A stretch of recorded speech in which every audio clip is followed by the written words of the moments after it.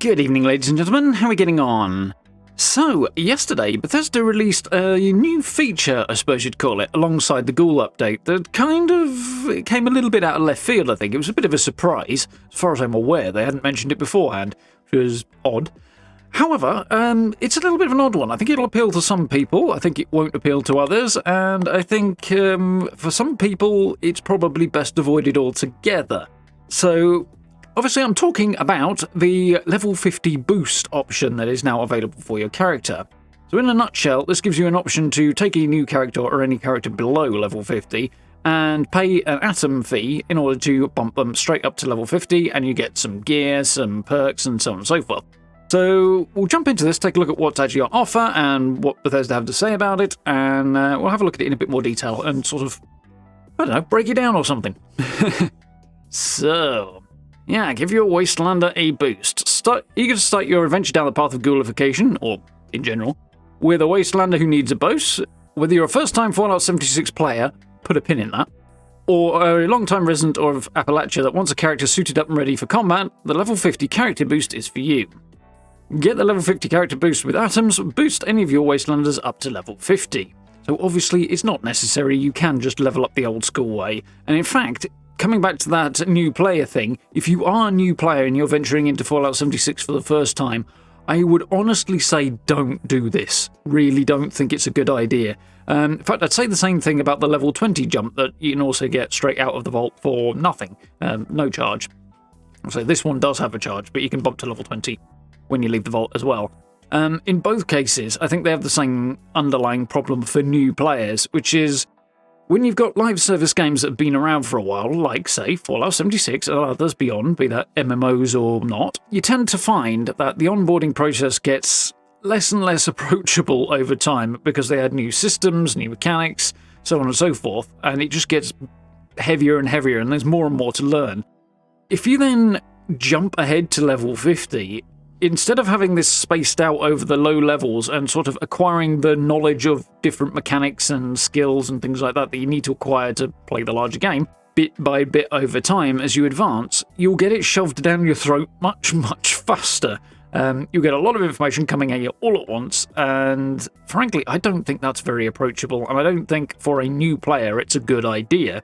If that doesn't bother you, fine, go right ahead, but I think you're better off most of the time as a brand new Fallout 76 player, just working your way up from level 1 through the levels, doing the quests, exploring, getting each of the mechanics introduced as they come up bit by bit, and having more time to work your way through it. The end game's not going anywhere. In fact, the only thing it's going to do is get bigger, so you've got plenty of time to work your way to it. Conversely, of course, if you are not a new player and you've been playing for a long time, you're just starting a new character, you've done all that stuff, you're familiar with all the mechanics, you've done the early game quests, the core story, that sort of thing, and you just want a new character with a different playstyle that you want to advance to, well, I'm not going to call it endgame, because level 50 really isn't an endgame character, no matter how many times Bethesda are going to say it is. If you want to get there and get there faster, then this might be a bit more worthwhile to you, although it does come with a fairly hefty price tag. So, yeah, let's actually have a look at the ins and outs of this. With the level 50 character boost, you'll be prepared to jump into Fallout 76, participate in multiplayer activities like daily ops, public events, and some story content from the get-go. Counterpoint on daily ops and stuff like that, if you want to do it in a group, you'd be okay with this kind of layout, but we're going to see the builds a bit more in a second, and they're not great. It's too generalised and not specialist enough to be really particularly good for late game. And also, as I say, level 50 isn't late game anyway, it's mid-game. You won't have a full loadout of perks set up, and you won't have all of the legendary gear you'd want for late game at all by any stretch of the imagination based off of this, or by level 50. So you're looking at like level 75 at the earliest, and then of course you've got to factor in legendary perks as well, which require you to get up to level 300 to get the full lot, at least once. Once you've got one character there, obviously it carries over to others as well. But for a new player, yeah, especially, then level 50 is not end game, and it's not really for anybody, really.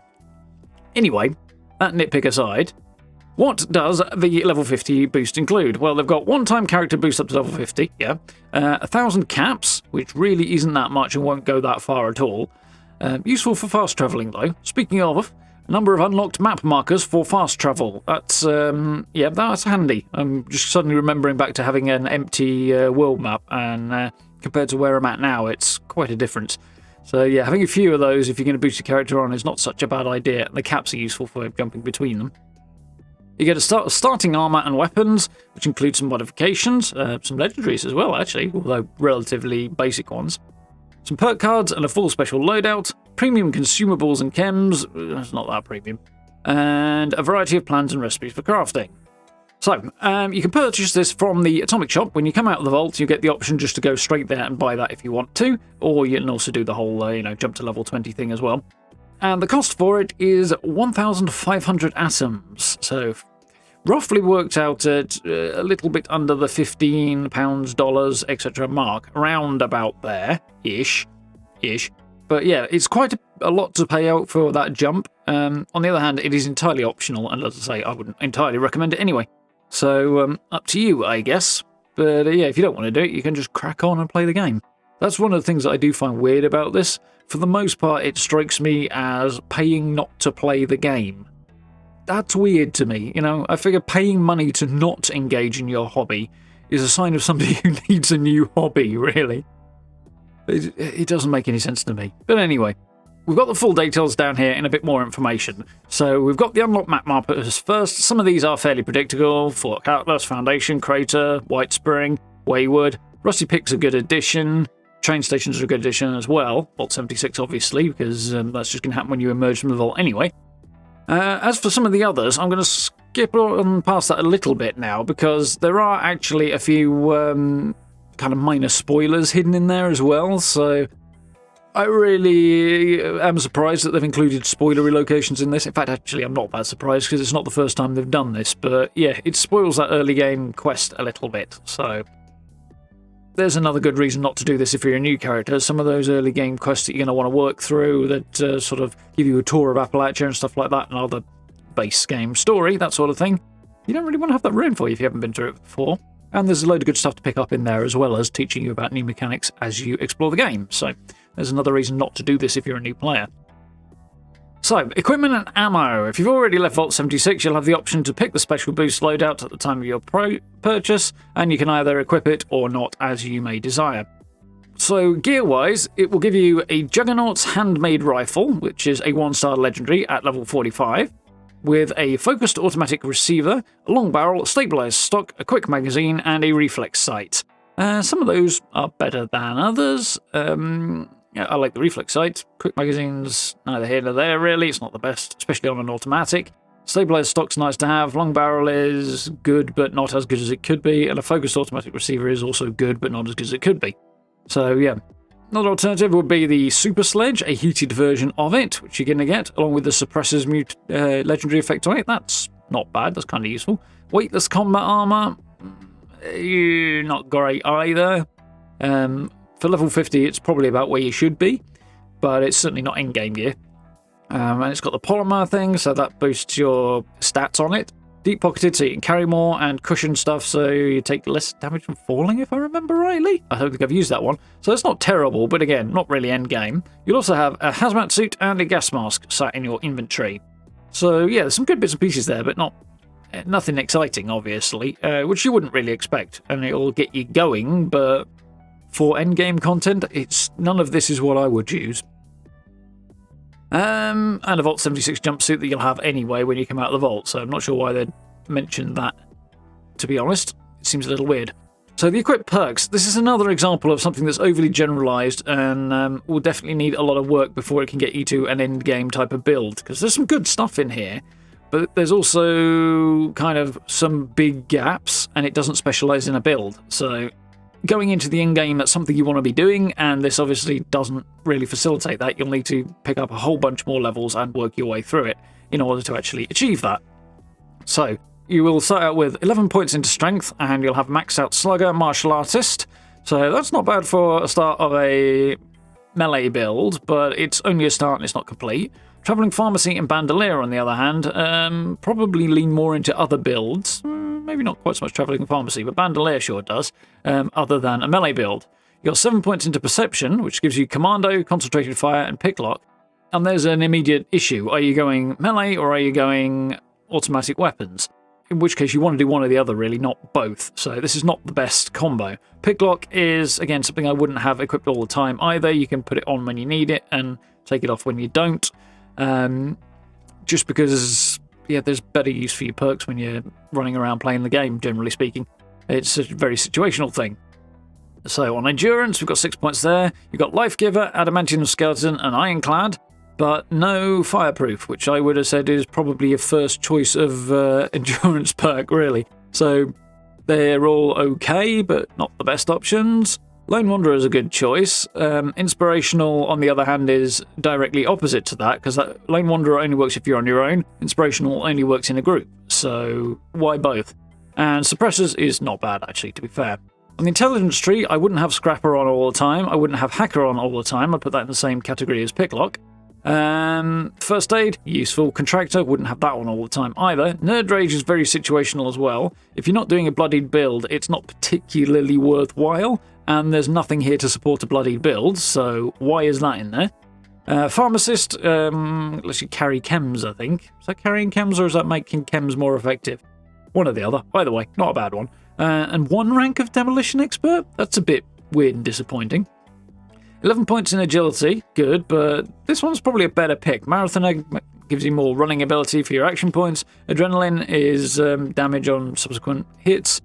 Born Survivor increases your survivability, and Action Boy or Girl, as appropriate, gives you more action points. So all of those are pretty decent, to be fair. And on the luck tree, Serendipity and Bloody Mess are both great to have. Curator and Luck of the Draw, on the other hand, I wouldn't have picked. They are not that useful, really, compared to other options that are available.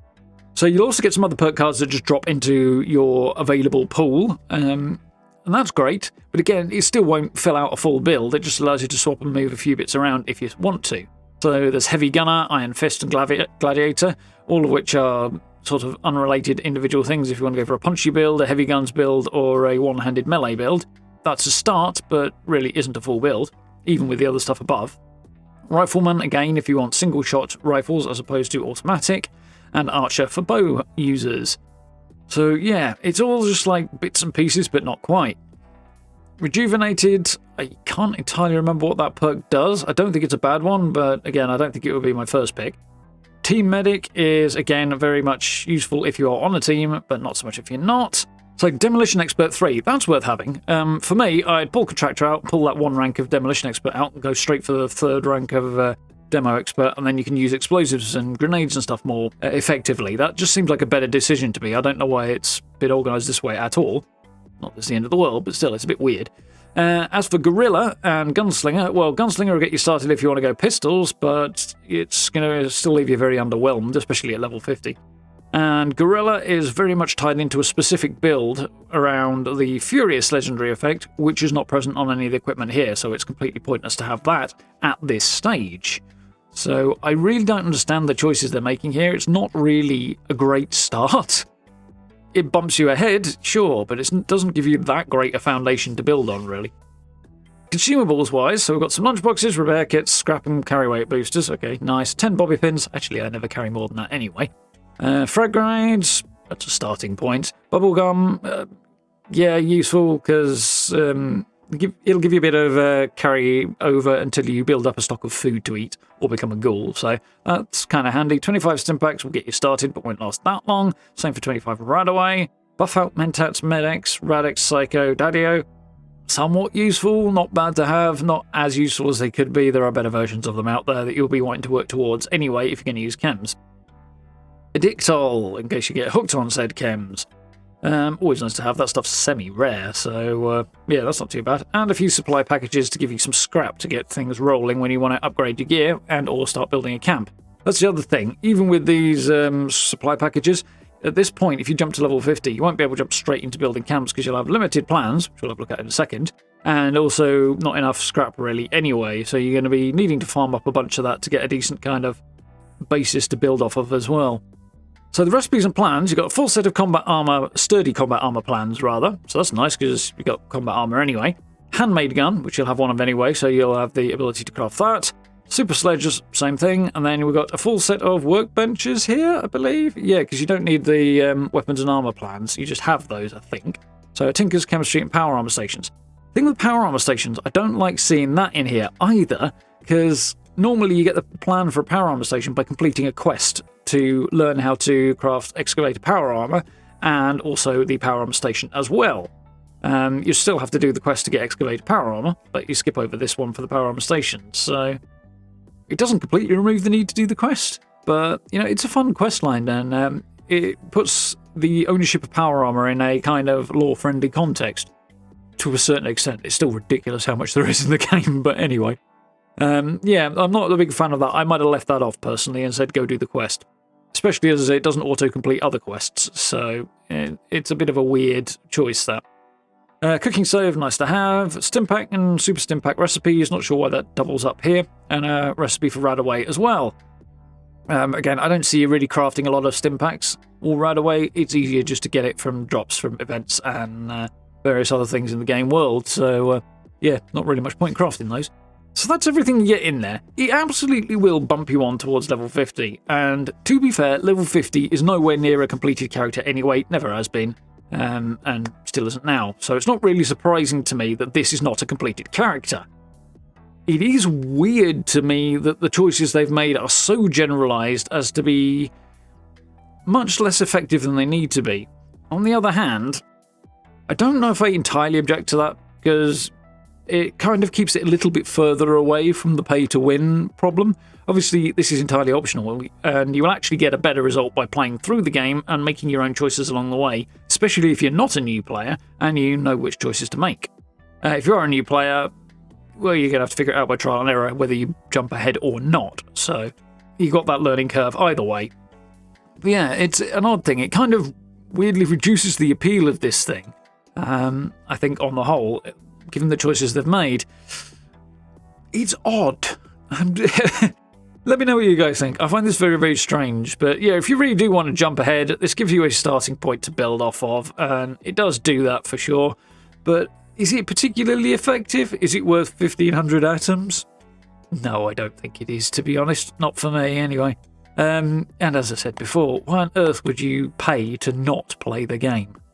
People do. People do it a lot, actually.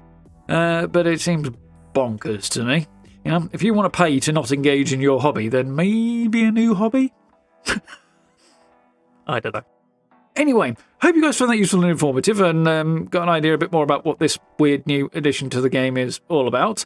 If you liked the video, please consider dropping subs and likes. I do very much appreciate. Social media links down there as well. If you want to follow me over on Blue Sky or Instagram, those are the big two, really. And yeah, channel memberships if you want to support the channel that way as well. We're going to be jumping into the Ghoul update very, very soon, so I do hope you join us for those live streams, as well as streams of ongoing Avowed, which I'm really, really enjoying, and Atom Falls just around the corner, and I'm excited for that too. So yeah, do join us for that if you get the chance. But for now, thank you very much for watching. I look forward to speaking to you all very, very soon.